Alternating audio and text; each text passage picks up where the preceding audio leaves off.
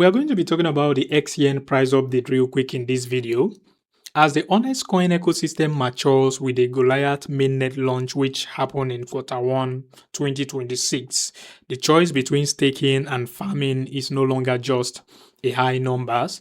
It is a sophisticated trade-off between governance power and capacity efficiency. I posted on their Twitter page a few hours ago asking the community if they prefer staking or farming XCN coin. And in this video, we're going to be discussing that, breaking it down to see which is more profitable, which is better. We are also going to talk about this XCN price update for the short term, and also the BTC dominance price, other chart against the BTC pair, and also the BTC price on the 4-hour time frame in order to get a clear picture of the short-term market direction for XCN coin. Now, if you're paying attention to what they posted on Twitter, based on my experience, staking XCN is the primary tool for long-term true believers of XCN coin who want to minimize technical risks while securing the network. Now, for the staking APY is currently hovering around 30% return on your staking. Staking isn't just a passive income, it is your seat at the table. In early 2026, the Onyx DAO has been aggressively voting on validators, reward structure, and ambassador programs. So stakers holds the veto power over 25 billion XCN coin currently held in the DAO treasury. So the risk for the staking here, for me, in my own opinion, the risk is low, and I think no exposure to impermanent loss. The staking is ideal, like I said earlier, the staking is ideal for those looking to hold through this 2026 nasty, aggressive volatility while participating in deflationary narrative. 30% of supply has already been burned, so that's great if you ask me. Now, for the liquidity farming is kind of more risky compared to the staking I just talked about, I just explained. Now, liquidity farming and on Onyx DAO app or integrated DX is a pro move for those betting on high network volume. That is just the truth. The yield is typically significantly higher than the 30% APY return for the staking people. The risk for this one is high, like I said. The impermanent loss factor is super real here.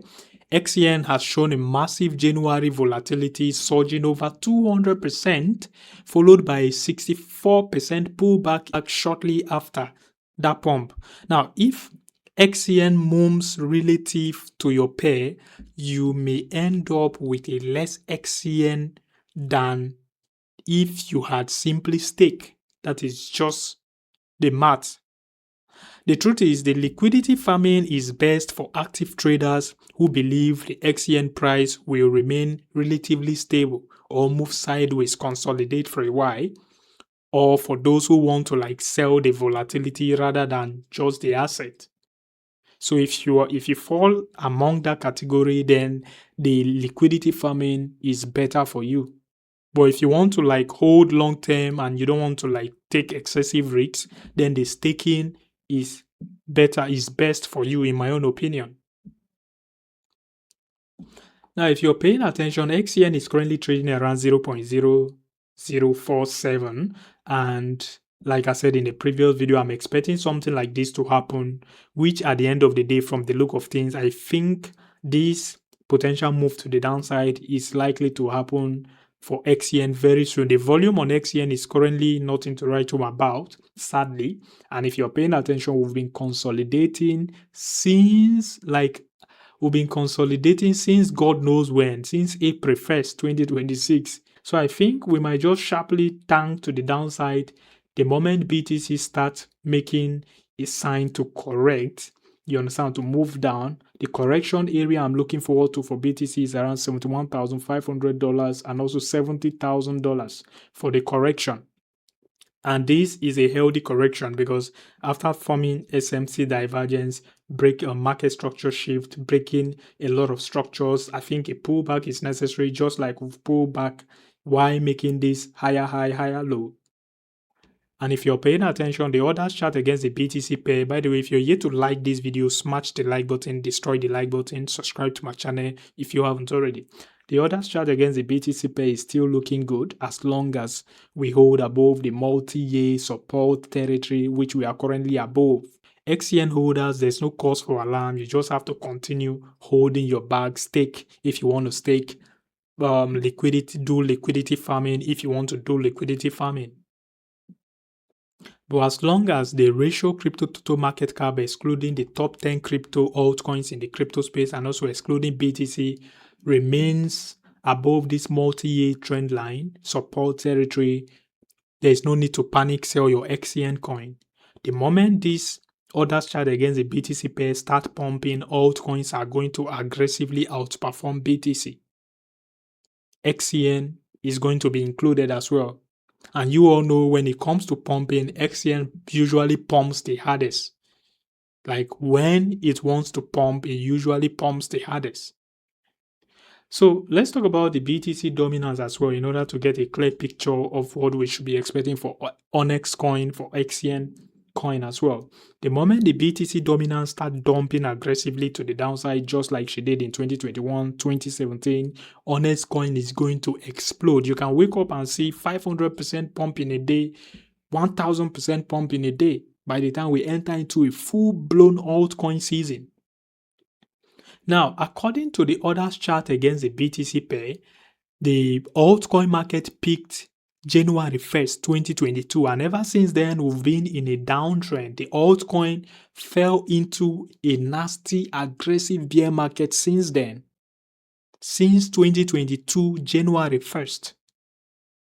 So, technically, and based on what we've witnessed, we haven't really gotten an actual altcoin season since 2022, January 1st. And by the time we get that bounce, it is going to be aggressively unbelievable and massive. That is where a lot of people who are currently sidelining themselves, who are currently sitting on the fence, are going to begin to FOMO to buy the top, which sadly they are going to be used as exit liquidity, majority of them.